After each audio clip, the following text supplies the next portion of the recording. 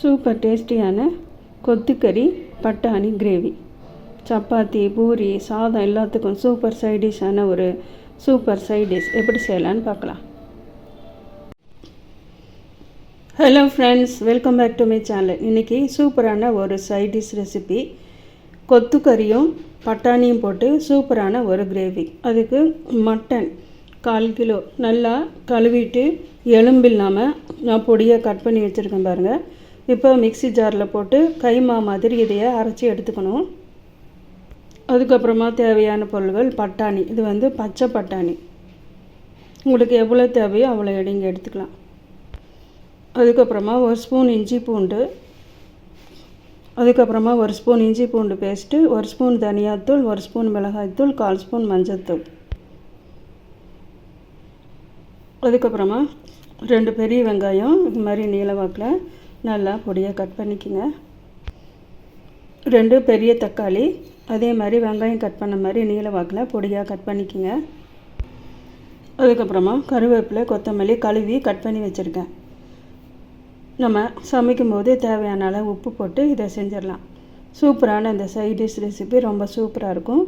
நான் இன்றைக்கி மட்டனில் செய்கிறேன், நீங்கள் சிக்கனில் கூட இதே மாதிரி செய்யலாம். சூப்பர் டேஸ்டியாக இருக்கும். வாங்க இது எப்படி செய்யலான்னு பார்க்கலாம். இப்போ ஸ்டவ் பற்றி வச்சுருக்கேன், ஒரு கடாய் வச்சுருக்கேன். தேவையான அளவு எண்ணெய் ஊற்றிக்கலாம். சன்ஃப்ளவர் ஆயில் தான் ஊற்றுறேன். தேவையான அளவு எண்ணெய் ஊற்றியாச்சு. எண்ணெய் கொஞ்சம் ஹீட்டானதும்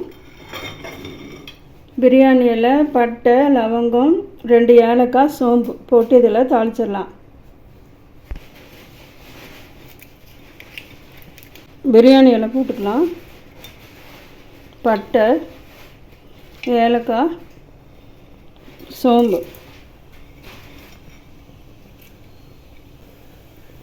லவங்கம், வெங்காயம் போட்டதும் போட்டுக்கலாம். இப்போது கொஞ்சமாக இது பொரிஞ்சிருச்சு. இப்போ நான் கட் பண்ணி வச்சுருக்கிற வெங்காயத்தை இதில் போட்டுக்கிறேன். வெங்காயம் போட்டாச்சு. இதை நல்லா வதங்கிடலாம். ரொம்ப வதங்க வேண்டாம், கண்ணாடி பதத்துக்கு இது வெந்தால் போதும். இப்போது லவங்கம் 2 போட்டுக்கிறேன். வெங்காயம் நல்லா வதங்கிடுச்சு. இப்போ நான் 2 பச்சை மிளகா கத்தியில் 4 கீறி போட்டிருக்கேன்.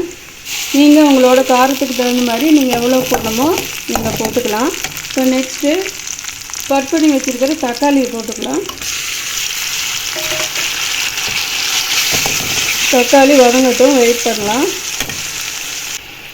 தக்காளி வதங்கிட்டுருக்கு. தக்காளி வதங்கும் போது 1 ஸ்பூன் இஞ்சி பூண்டு பேஸ்ட்டு போட்டுக்கலாம். பச்சை வாசம் போகிற அளவுக்கு கொஞ்சம் நேரம் இதையை வதக்கிடலாம். தக்காளி நல்லா வதங்கிடுச்சு பாருங்கள். இப்போ ரெடி பண்ணி வச்சுருக்கிற கைமான கொத்துக்கறின்னு சொல்லுவாங்க, அதை நான் போடுறேன். நீங்கள் இதுக்கு பதிலாக நீங்கள் சிக்கனில் செய்யுங்க, ரொம்ப சூப்பர் டேஸ்ட்டாக இருக்கும். இப்போ இதையும் நல்லா இதையை மிக்ஸ் பண்ணிடலாம். அதுக்கப்புறமா பட்டாணியும் போட்டுடலாம்.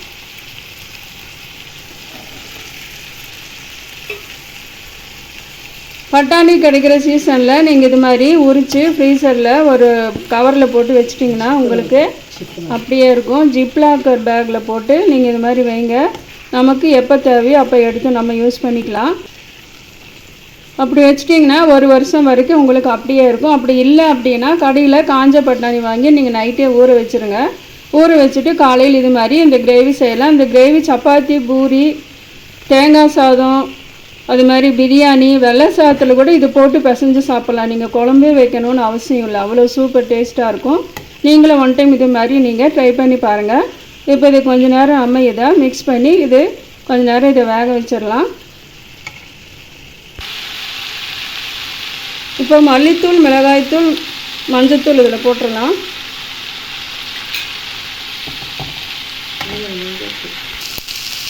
இப்போ இதுக்கு தேவையான அளவு சால்ட்டு போட்டுக்கலாம். நான் தூள் உப்பு தான் போடுறேன், நீங்கள் கல் உப்பு கூட போட்டுக்கலாம். அதுக்கப்புறமா கொஞ்சமாக தண்ணி ஊற்றி இதை மிக்ஸ் பண்ணிடலாம். இது நல்லா வேகணும், அதனால் கொஞ்சமாக தண்ணி ஊற்றிடலாம். பாருங்கள், இந்த அளவு தண்ணி நீங்கள் ஊற்றிக்கங்க. ஏன்னா மட்டன் வேக வைக்காமல் போகிறதுனால மட்டன் நல்லா வேகும். அதனால் இந்த அளவு தண்ணி ஊற்றிடுங்க. தண்ணி ஊற்றி ஒரு மூடி போட்டு வேக வச்சிடலாம். கைமா பட்டாணி கிரேவி ரெடி. ரொம்ப டேஸ்டியாக இருக்கும். நீங்கள் மிஸ் பண்ணாமல் கண்டிப்பாக இது செய்யுங்க. இதுக்கு நான் வந்து தேங்காய் பால் எடுத்து தேங்காய் சாதம் ரெடி பண்ணியிருக்கேன். அதோடு இதை வச்சு சாப்பிடும்போது அவ்வளோ சூப்பர் டேஸ்ட்டாக இருக்கும். மிஸ் பண்ணாமல் இதை செய்யுங்க. இப்போது கருவேப்பிலை கொத்தமல்லி போட்டுடலாம். நீங்கள் புதினா இலை போட்டால் கூட இன்னும் சூப்பர் டேஸ்ட்டாக இருக்கும். அவ்வளோதான், கிரேவி ரெடி. அவ்வளோதான் ஃப்ரெண்ட்ஸ், சூப்பரான கொத்துக்கறி கைமா பட்டாணி கிரேவி ரெடி. மிஸ் பண்ணாமல் இது கண்டிப்பாக இதை செய்யுங்க, ரொம்ப டேஸ்டியாக இருக்கும். இந்த ரெசிபி உங்களுக்கு பிடிச்சிருந்தா ஃப்ரெண்ட்ஸ் அண்ட் ரிலேட்டிவ்ஸ் கூட ஷேர் பண்ணுங்கள், சப்ஸ்கிரைப் பண்ணுங்கள், மறக்காமல் பெல் ஐக்கானை கிளிக் பண்ணுங்கள். மீண்டும் இதே மாதிரி ஒரு ரெசிபியோட அடுத்த வீடியோ உங்களை நான் சந்திக்கிறேன். தேங்க்யூ ஃபார் வாட்சிங்.